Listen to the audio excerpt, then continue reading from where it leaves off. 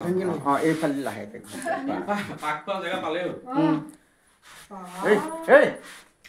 Hello' guys, নমস্কাৰ জনালো সকলোকে। আকৌ দাদা এজনৰ এতিয়া ফোন আহিছে গোসাঁই পথাৰৰ পৰা।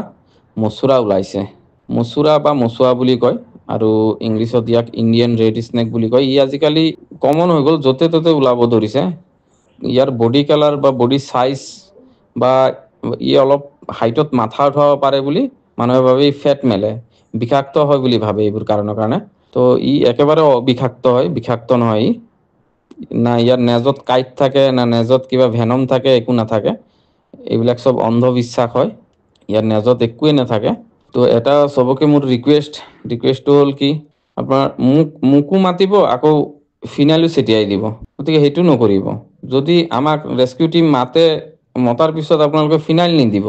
ফিনাইলটো দিলে বহুত প্ৰব্লেম হয়, আৰু তাৰ বডিত লাগিলেও ঘাও হৈ যায়। প্লাছ সেইটো দিয়াৰ লগে লগে অকমান তাৰ মাথাটো কাম নকৰা হৈ যায়। নকৰা হোৱাত সি য'ত ত'ত একদম কৰবাত চুকে কাণে একদম গাঁত থাকিলে গাঁতত সোমাব, বা ঘৰৰ ভিতৰতে বস্তুটো যদি ঘৰৰ ভিতৰত ওলাই ঘৰৰ ভিতৰতে থাকি যাব সি কোনো চুকে কাণে। তাক আৰু ওলাব মানে বহুত কষ্ট হয় আমাৰ। গতিকে এইটো আপোনালোকক ৰিকুৱেষ্ট থাকিল, কোনোৱে যাতে আমাৰ ৰেস্কিউ টিম মতাৰ পিছত ফিনাইল ছটিয়াই নিদিয়ে।